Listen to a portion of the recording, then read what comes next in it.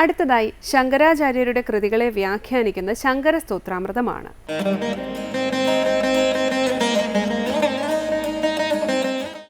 ശങ്കരകൃതികളിൽ ശിവാപരാധ ക്ഷമാപണ സ്തോത്രത്തിൽ 12 ശ്ലോകങ്ങളാണ് നമ്മൾ പൂർത്തിയാക്കിയത്.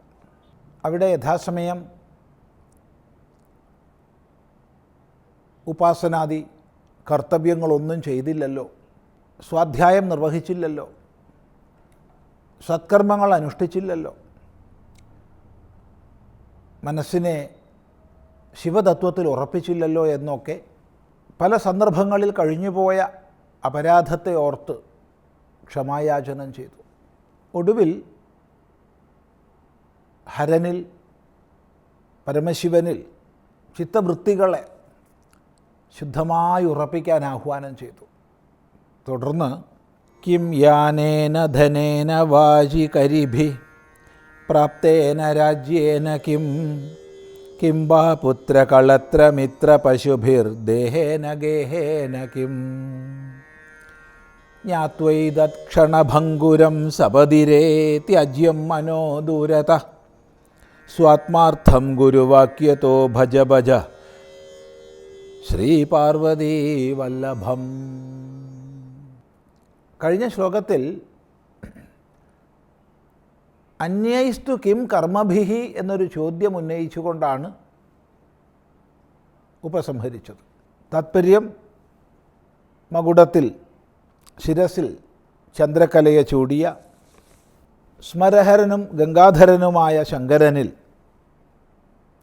സർപ്പങ്ങളാൽ അലങ്കരിക്കപ്പെട്ട ദേഹത്തോടു കൂടിയവനും കണ്ണിൽ നിന്ന് പുറത്തോട്ട് പ്രസരിപ്പിക്കുന്ന അഗ്നിയോടൊത്തവനും ആനത്തോലുടുത്തവനും എല്ലാമായ ത്രൈലോക്യ സാരമായ മഹാദേവനിൽ ചിത്തവൃത്തി ഉറപ്പിക്കാൻ പറഞ്ഞു. എന്നിട്ടാണ് ചോദിച്ചത് അന്യൈഹി കർമ്മഭിഹിക്കും. ആ ചോദ്യത്തിൻ്റെ തുടർച്ചയായിട്ട് വരുന്ന ശ്ലോകമാണിത്. കാരണം അന്യങ്ങളായ കർമ്മങ്ങൾ എന്തെങ്കിലും വസ്തുപ്രാപ്തിയെ ഉദ്ദേശിച്ചുകൊണ്ടുള്ളതാണ്. അത് ഈ ലോകമാകാം, പരലോകമാകാം. ഒന്നുറപ്പാണ്, ലോകങ്ങളെ പ്രാർത്ഥിച്ചുകൊണ്ടാണ് ഭിന്നങ്ങളായ എല്ലാ കർമ്മങ്ങളും പ്രവർത്തിക്കുന്നത്. അപ്പോൾ അതിൻ്റെ ഫലങ്ങളെ എണ്ണി എണ്ണി ചോദിക്കുകയാണ്. കിം യാനേന ധനേന വാജികരിഭിഹി. യാനം കൊണ്ട് എന്ത് കാര്യം? യാനം എന്നാൽ വാഹനം, വിശിഷ്ടങ്ങളായ വിവിധതരം വാഹനങ്ങൾ. ധനേന കിം, ഭൗതികമായ ധനസമ്പത്തി കൊണ്ട് എന്ത്? വാജി കരിഭിഹി, വാജി കുതിര, കരി ആന. അപ്പോൾ ആനകളെ കൊണ്ടും കുതിരകളെ കൊണ്ടും എന്ത് കാര്യം? പ്രാപ്തേന രാജ്യേന കിം, പ്രാപ്തമായ രാജ്യത്തെ കൊണ്ട് എന്ത് കാര്യം? കിം വാ പുത്രകളത്ര മിത്ര പശുഭിഹി,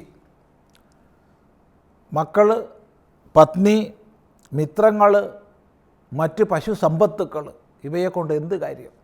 ദേഹേന ഗേഹേന കിം, ഗൃഹത്തെ കൊണ്ട് എന്ത് കാര്യം? ഈ ദേഹം കൊണ്ട് തന്നെ എന്ത് കാര്യം? ഏതത് സർവം ക്ഷണഭംഗുരം ജ്ഞാത്വ, ഇതെല്ലാം ക്ഷണഭംഗുരമാണെന്നറിഞ്ഞിട്ട്, ക്ഷണനേരം കൊണ്ട് പൊട്ടിത്തകർന്ന് ഇല്ലാതാകുന്നതാണിതൊക്കെ എന്നറിഞ്ഞിട്ട്, രേ മനഃ, അല്ലയോ മനസ്സേ, സപതി, പെട്ടെന്ന് തന്നെ, ദൂരതഃ ത്യാജ്യം, ദൂരെ ത്യജിക്കേണ്ടതാകുന്നു. എന്നിട്ടോ പിന്നെന്ത് ചെയ്യണം? ഗുരുവാക്യതഃ, ഗുരുവാക്യം കൊണ്ട്, സ്വാത്മാർത്ഥം, തനിക്കായിക്കൊണ്ട്, ശ്രീ പാർവതീ വല്ലഭം, ശ്രീ പാർവതീ വല്ലഭനെ, മഹേശ്വരനെ ഭജ ഭജ, ഭജിച്ചാലും ഭജിച്ചാലും. ഇവിടെ ലോകത്തിൽ ഏതൊരു വ്യവഹാര സിദ്ധിക്കും ധനവും ഭൗതിക വസ്തുജാലങ്ങളും ആവശ്യമാണ്. ഭൗതികമായ സമ്പത്ത്, ഭൗതികമായ വസ്തുജാലങ്ങൾ ഇല്ലെങ്കിൽ ഒരിക്കലും ലോകജീവിതം ശരിയായ നിലയ്ക്ക് മുന്നോട്ട് പോവില്ല.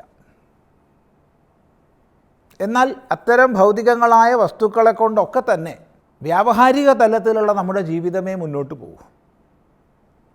അത് വേണ്ടെന്നല്ല, തീർച്ചയായിട്ടും വേണം. എന്നാൽ അതുകൊണ്ട് ഒരിക്കലും ആത്യന്തികമായ പുരുഷാർത്ഥപ്രാപ്തി ഉണ്ടാവില്ല, ആത്യന്തികമായ ദുഃഖനിവൃത്തി ഉണ്ടാവില്ല. അപ്പോൾ ഈ പറയുന്നത് കൊണ്ട് വ്യാവഹാരിക തലത്തിൽ വസ്തുവകകൾ വേണ്ട എന്നല്ല, അതൊരിക്കലും പുരുഷാർത്ഥപ്രാപ്തിക്ക് കാരണമാവില്ല. ഇതാണ് അർത്ഥം അനർത്ഥം ഭാവയ നിത്യം എന്ന് മറ്റൊരു സന്ദർഭത്തിൽ ഭഗവാൻ ഭാഷ്യകാരൻ തന്നെ പറയുന്നുണ്ട്. അർത്ഥം പരമപുരുഷാർത്ഥമല്ല. അർത്ഥം വ്യവഹാരസിദ്ധിക്ക് അർത്ഥം വേണ്ടെന്നല്ല, അർത്ഥം വേണം. അപ്പോൾ വ്യവഹാരസിദ്ധിയിൽ കവിഞ്ഞ് മനുഷ്യൻ്റെ പരമപുരുഷാർത്ഥപ്രാപ്തിക്ക് ഒരു തരത്തിലും ഈ ഭൗതിക സമ്പത്തുകൾ ഉപകാരം ചെയ്യില്ല. അതാണിവിടെ എണ്ണി എണ്ണി പ്രശ്നരൂപത്തിൽ അവതരിപ്പിച്ചിട്ടുള്ളത്. അത് നമുക്ക് അടുത്ത പ്രാവശ്യം ശ്രദ്ധിക്കാം.